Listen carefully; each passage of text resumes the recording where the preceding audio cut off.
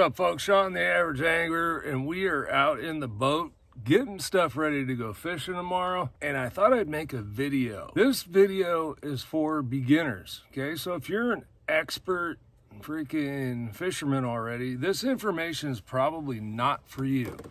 This is going to be for someone who's newer to the sport of bass fishing or wanting to get into bass fishing and doesn't really know where they should start, because there's so much, it's kind of overwhelming, and it looks like a huge investment when you go in and they say, oh, you need top water, you need crankbaits, you need deep crankbaits, you need chatterbaits, you need drop shot, you need a jig, and blah, blah, blah, right? It takes a lot of time, unless you're wealthy, to build this stuff up. So, in this video, I want to go over 3 rigs that I would suggest for anybody to start with and learn those techniques before you start expanding into the deep rabbit hole of everything else bass fishing that we so love to get into.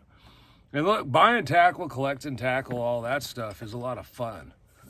At least it is for me. I really enjoy it. So, I don't blame you if that's your thing, but in this video, we're going to go over 3 rigs that I think you should learn. And the first one is going to be with a spinning rod. And I'm going to give you an alternate technique you can throw on the same rod, okay?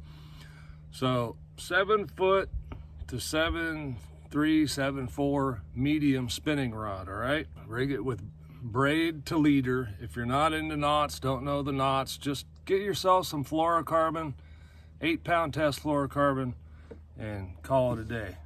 All right, so the first technique, and this was really a struggle, that's why I'm going to give you an extra, is a drop shot.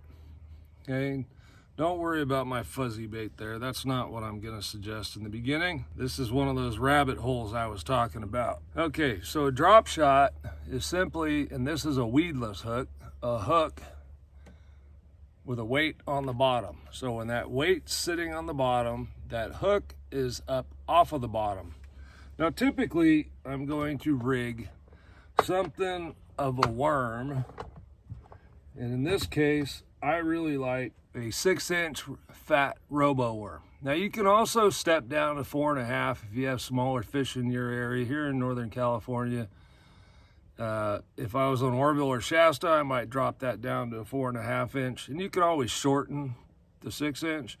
But for Clear Lake, the Delta, those types of places, Berryessa, I'm going to use a 6-inch. And this would be considered a nose hook rig. We're just going to put it on like so, okay? That's going to give the bait a lot of free movement back here. Slide that down, just put the weed guard there, slide that back over, and you're set. Okay, you're going to cast this out, drag it along bottom, work it back to the boat, or if you're fishing from the bank, work it back to the bank. Very, very effective rig year-round. This is why I suggest you learn this rig. Okay, very catchy rig. Now the other rig is going to be very popular yet effective rig, and you don't need a weight or anything for that one. You need a 3 or 4/0 EWG hook. Okay, this is an EWG style. This one would be what I refer to an offset worm hook. Okay, you can use either. So whatever you have, 3, 4/0, something like that.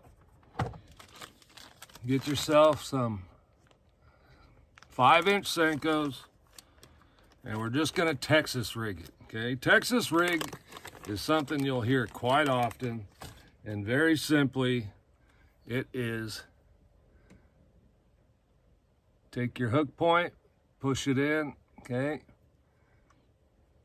come out, slide it up the hook, it'll go up over your knot,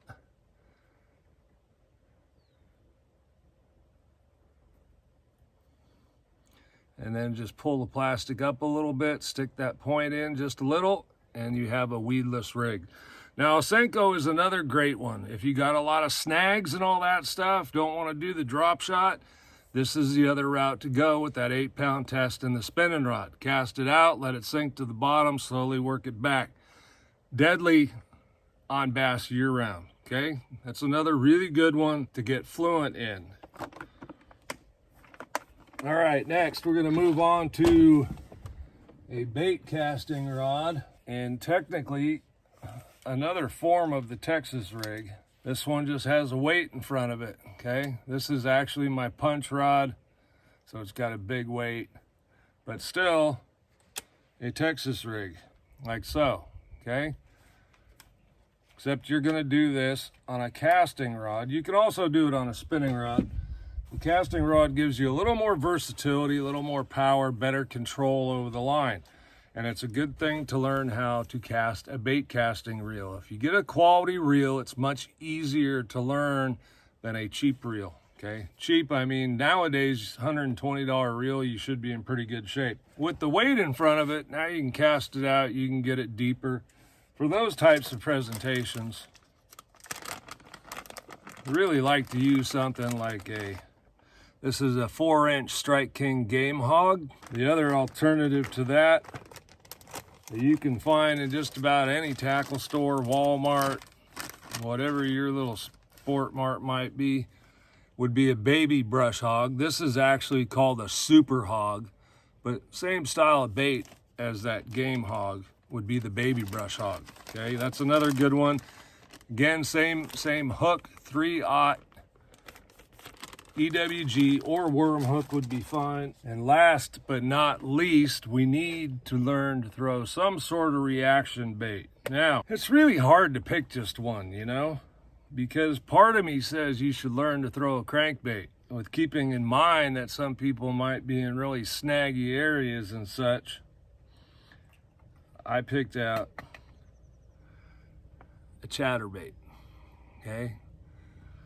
Chatterbait is a bait that you can chunk and wind, if you will. You're gonna rig it, again, on the bait casting rod, 7 foot to 7 foot, 3, 4, medium heavy, 15-pound line. You can cast that bait out, let it hit bottom, and then slow reel it. If you want to, every once in a while, just twitch the rod to make that bait jump and then flutter back down. That's a good change of pace and will often trigger bites. Now, I'd like to do a beginner series where I get a little more in depth on each technique for you.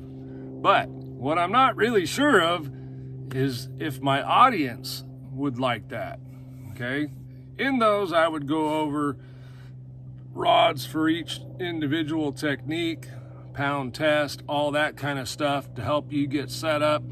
I can give you some line alternatives, cost effective, and then the spendy stuff, all that kind of thing. If anybody has an interest in this type of stuff, drop a comment below and let me know, because if I don't hear back from you, this series probably isn't going to go very long, because videos take time to make, take time to edit, take time to upload. I don't mind giving my time to doing it. I just want to know that you guys want to see it. All right, Sean the Average Angler, thanks for watching. Like, subscribe down below, it's free. Really appreciate you guys watching. We'll see you on the next one.